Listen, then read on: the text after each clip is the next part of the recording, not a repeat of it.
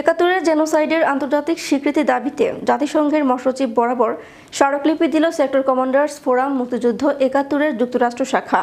9 December জাতিসংঘের আন্তর্জাতিক genocide স্মরণ ও প্রতিরোধ দিবসে নিউ ইয়র্কে জাতিসংঘ সদর দপ্তরের সামনে মানববন্ধন থেকে বীর মুক্তিযোদ্ধাগণের জয় বাংলা জয় বঙ্গবন্ধু স্লোগানে মুখর পরিবেশে স্মারকলিপি গ্রহণ করেন মহাসচিবের রাজনৈতিক সম্পর্কিত কর্মকর্তা আদিত্য অধিকারী।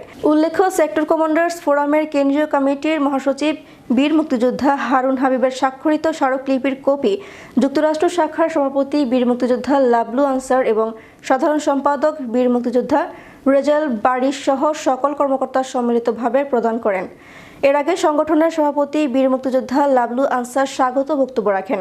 জেনোসাইড ৭১ ফাউন্ডেশনের প্রতিষ্ঠাতা ও সভাপতি ডক্টর প্রদীপ রঞ্জন কর এ সময় বলেন, বাংলাদেশের জেনোসাইডের স্বীকৃতির অভিপ্রায়ে মার্কিন কংগ্রেসে একটি বিল উঠেছে। এটিও আন্দোলনের ফলেই হয়েছে।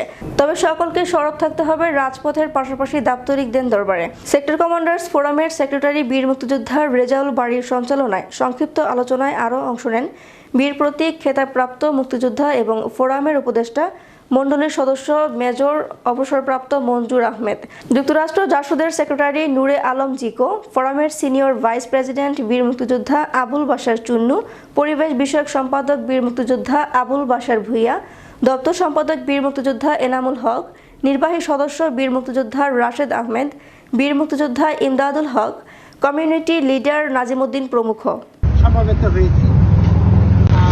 বাংলাদেশে ৭১-এ পাক হায়নাদের বর্বরোচিত আক্রমণের ব্যাপারে সেই যেটিকে বিশ্বের পঞ্চম ভয়ঙ্কর একটা গণহত্যা হিসেবে অভিহিত করা হচ্ছে, কিন্তু আজ অবধি জাতিসংঘের স্বীকৃতি লাভ করেনি। সেই জন্য বিভিন্নভাবে আন্দোলন চলছে বিভিন্ন পর্যায় থেকে।